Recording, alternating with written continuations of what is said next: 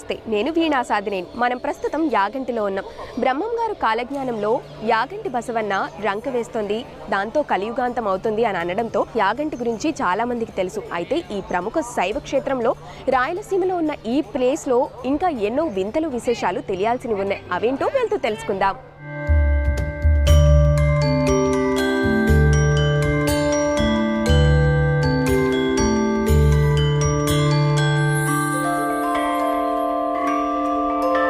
నిజానికి యాగంటి వైష్ణవ క్షేత్రం అవ్వాల్సింది, కానీ ఇప్పుడు శైవ క్షేత్రంగా మారడం వెనుక ఓ కథ ఉంది.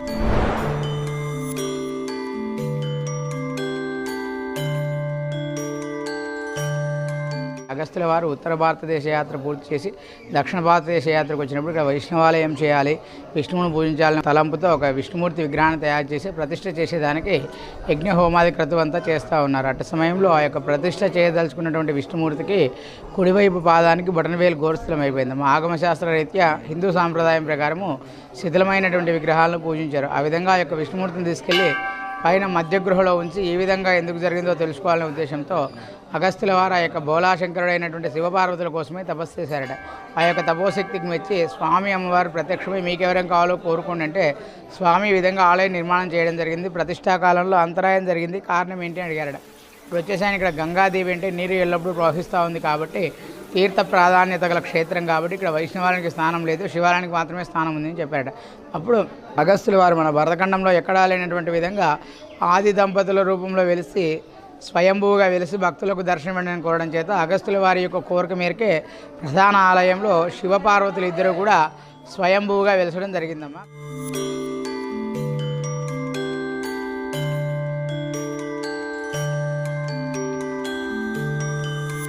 లోనికి రాగానే ఎడమ చేతి వైపున్న ఈ పుష్కరిణి పేరు అగస్త్య పుష్కరిణి. మునీశ్వరుడైన అగస్త్యుడు ఇక్కడే స్నానమాచరించారు కాబట్టి ఈ కోనేరుకు అగస్త్య పుష్కరిణి అని పేరు వచ్చినట్లు స్థల పురాణంలో ఉంది. ఈ నీటికి ఔషధ గుణాలున్నాయని కూడా భక్తులు విశ్వసిస్తారు.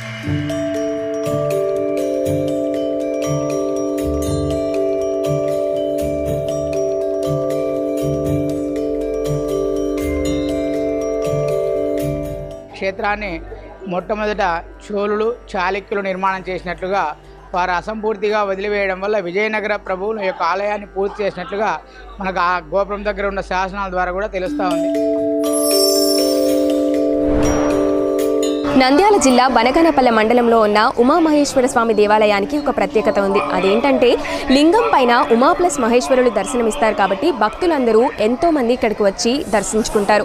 అంతేకాకుండా ముఖమండపం ముందే ఉన్న నందీశ్వరుని చుట్టూ ప్రదక్షిణలు చేయడానికి కూడా చాలా మంది వస్తుంటారు. ఉమామహేశ్వర స్వామి దర్శనం అయిన తర్వాత పక్కనే ఉన్న 3 గుహలను కూడా మనం దర్శనం చేసుకోవచ్చు. అందులో అగస్త్య మహర్షి తపస్సు చేసిన గుహ, ఆ తర్వాత శ్రీ వెంకటేశ్వర స్వామి గుహని కూడా మనం దర్శించుకోవచ్చు.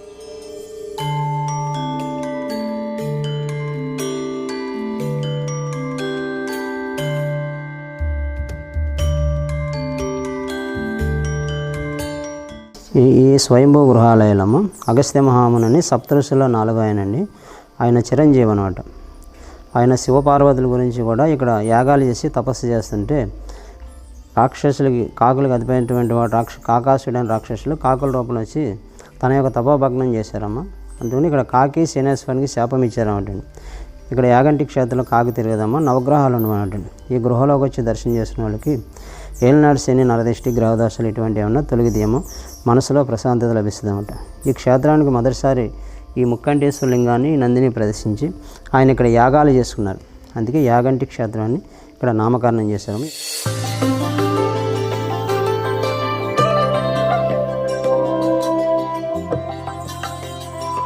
ఈ గృహ అంతా కూడా స్వయంభూగా వెలిసిందండి. కొంతవరకు మాత్రమే మెట్ల దారి వేశారు. ఇక్కడ ఏంటంటే వెంకటేశ్వర స్వామి వారు ఫస్ట్ పాదం పెట్టారు ఇక్కడ, రెండోది దేవుని గడపలో పెట్టారండి, మూడోది తిరుమలలో పెట్టారు. జన్మస్థానం ఇక్కడ, వెలుగు అక్కడ అంటారు. బ్రహ్మచారి అనమాట ఇక్కడ స్వామివారు. కళ్యాణం ఉండదండి, ఏకశిల అనమాట.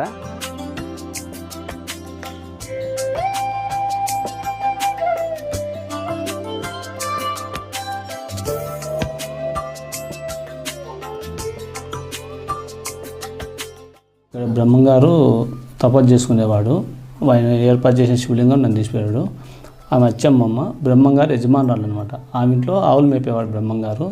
ఆయన కుమార్ కళ్ళు ఉంటాయి, ఇక్కడ కళ్ళు తెప్పించారు బ్రహ్మంగారు. ఇక్కడే నీళ్ళు పోసి దీపం పెట్టి ఇక్కడ యాగంటి బస్సు అన్న పేరు రంకేస్తా అని చెప్పి రాసింది ఇక్కడే అనమాట.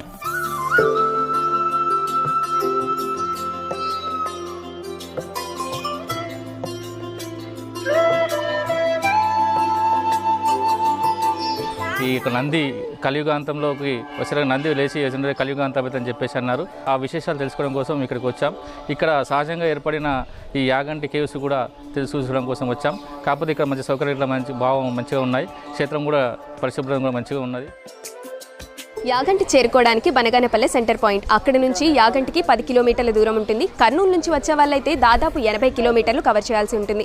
ఇంకా నంద్యాల నుంచి లేదా బనగానపల్లె నుంచి రావాలి అంటే అక్కడ రైల్వే స్టేషన్ అవైలబుల్ ఉంది కాబట్టి అక్కడి నుంచి ఇక్కడికి చేరుకోవడానికి ఆటోలు పర్ పర్సన్ 30 రూపీస్ ఛార్జ్ చేస్తున్నారు. ఇక బస్సు బనగానపల్లె నుంచి స్టార్ట్ అవుతుంది కాబట్టి రోజుకి 2 మాత్రమే అవైలబుల్ ఉంటాయని చెప్పారు. కార్తీక మాసం ఇంకా మహాశివరాత్రి లాంటి అకేషన్స్ అప్పుడు మాత్రం రెగ్యులర్గా బస్సెస్ని ఏర్పాటు చేస్తామని చెప్పారు. ఇక్కడ నుంచి రవ్వలకొండ అనే ప్లేస్లో శ్రీ పోతులూరి వీరబ్రహ్మేంద్ర స్వామి కాలజ్ఞానం రాశారు. అది చేరుకోవడానికి 15 కిలోమీటర్లు ఉంటుంది కాబట్టి ఇక్కడ నుంచి మనం ఇప్పుడు స్టార్ట్ అవుదాం.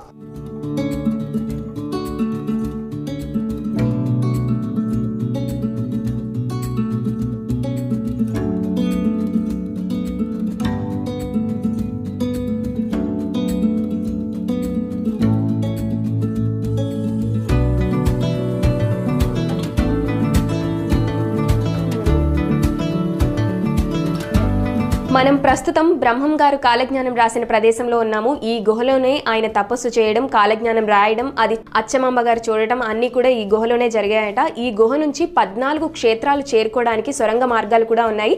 మనం ప్రస్తుతం స్వామివారు ఉపయోగించిన కొలను దగ్గర ఉన్నాము. ఈ కొలను ఇదే.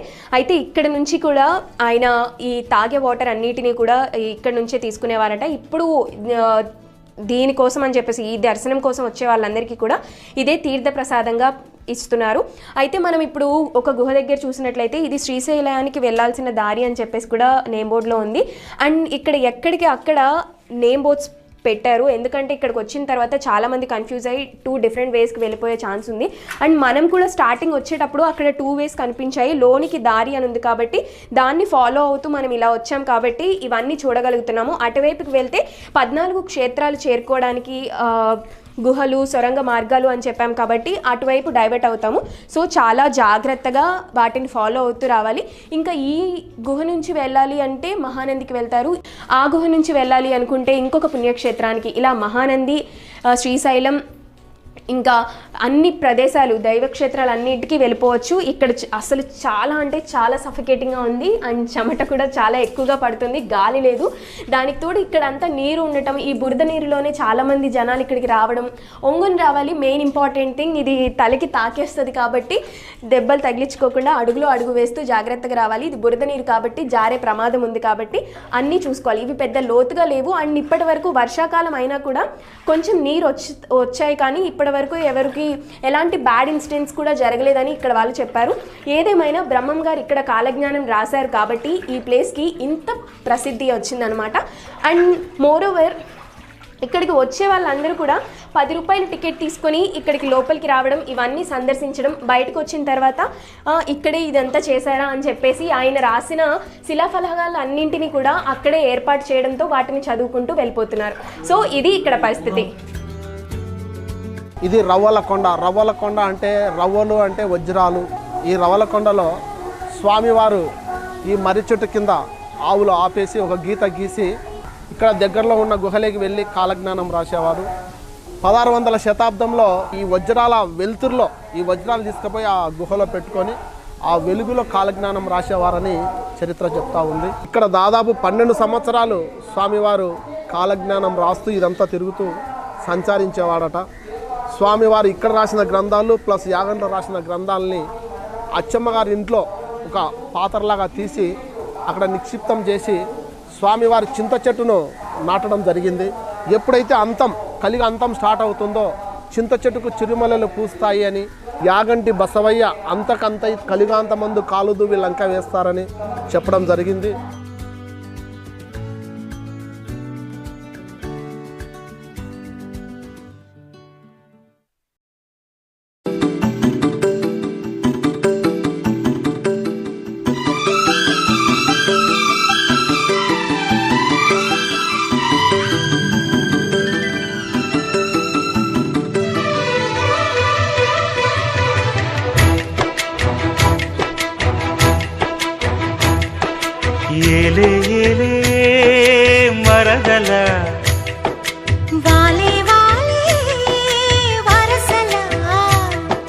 నచ్చింది నచ్చింది నాజూకు నీకే ఇస్తా సోకులు ఇచ్చేయి పచ్చారు సొగసులు చాలు నీతోటి ఆహా చాలు నీతోటి సరసాలు బావా ఏలే ఏలే మరదల వాలే వాలే వరసలా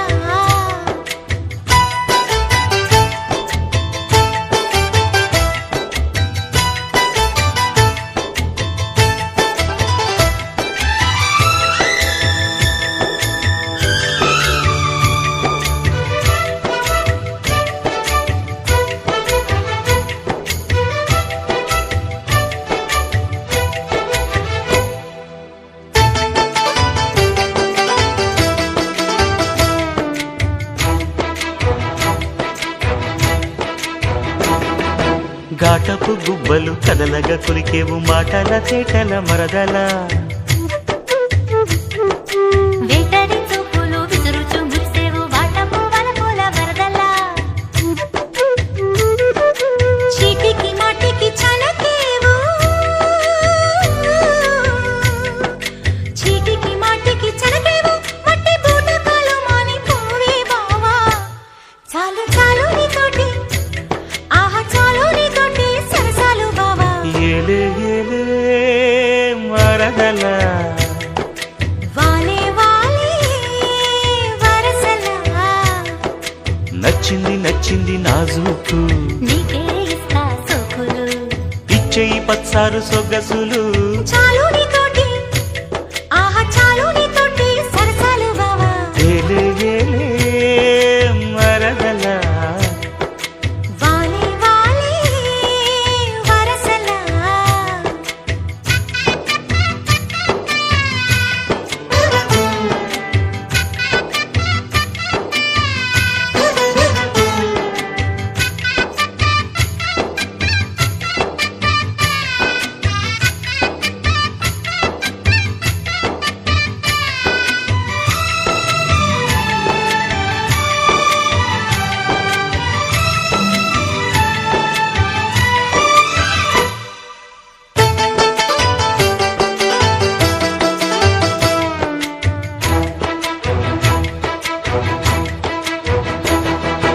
కన్నుల గంటపు కవితలు గిలికేవు నాయద చాటున మరదల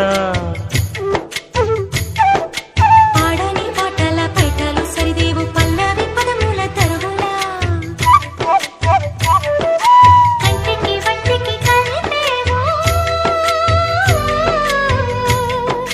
కంటికి వంటికి కలిపేవు ఎన్ని కొండలీలాలంట కోలో బావా ఆహా పాడుకో పాట జంట పాడుకున్న పాట జాజి పూదోట ఏలే ఏలే మరదల వాలే వాలే వరసలా నచ్చింది నచ్చింది నాజూకు నీకే ఇస్తా సోకులు ఇచ్చేయి పచ్చారు సొగసులు చాలు